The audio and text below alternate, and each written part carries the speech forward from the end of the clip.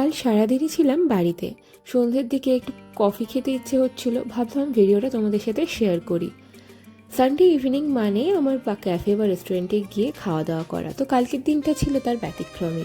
সারাদিন বাড়িতে ছিলাম, তাই সন্ধ্যের দিকে মনে হলো কিছু একটা বানাই। আর কফি আমার ভীষণ পছন্দের, যখন তখন আমি খেয়ে নিই। তো ভালো একটু কোল্ড কফি বানাই, আর বাড়িতে কিছু গেস্টও আসার কথা ছিল, তো বানিয়ে নিচ্ছি একটু কোল্ড কফি একদম বেসিকভাবে। তার জন্য প্রথমেই একটা মিক্সার গ্রাইন্ডারে নিয়ে নিয়েছিলাম কফি পাউডার, আর ওতে নর্মাল জল দিয়ে ভালো করে মিক্সড করে রেখেছিলাম যাতে একটু ফেনা হয়ে যায়।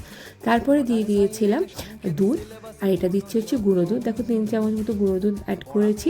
এরপর দিয়েছিলাম মধু, আর তারপর হচ্ছে ডার্ক চকলেট, এটা দিদি কে কে কাজে লাগে আমি ওখান থেকে নিয়ে একটু দিয়ে দিয়েছিলাম, আর আইস।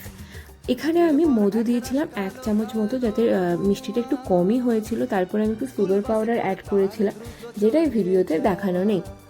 তো এই সব কিছু দিয়ে জাস্ট ব্লেন্ড করে নিলেই রেডি একদম বেসিক কোল্ড কফি। তবে প্রপার ক্যাফের মতো কিন্তু স্বাদ আসেনি, বাট এটাও কিন্তু খেতে খুব ভালো হয়েছিল। তোমরা ট্রাই করে দেখতে পারো।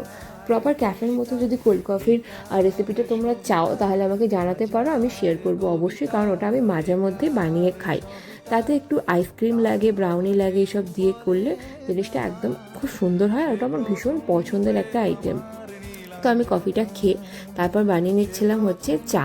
সারা সন্ধেই বাড়িতে, তাই চা করে যে গেস্ট এসেছিলো তাদের সাথে আমি কথা বলছিলাম। সবাই ছিল এখানে, বাড়ির মা, বম্মা, দিদি সবাই ছিল। তো কথাবার্তা বলে তারপরে কি করা যায় ভাবলাম একটা ভিডিও শ্যুট করি, কারণ অনেক দিন ধরে ছানার অনেক জিনিসপত্র পড়ে আছে, অনেক গিফট পেয়েছে, সেগুলোই তোমাদের সাথে শেয়ার করছি। সেটা অন্য একটা ভিডিও তোমরা দেখতে পাবে। তারপর রাতে চলে গিয়েছিলাম রুটি করতে।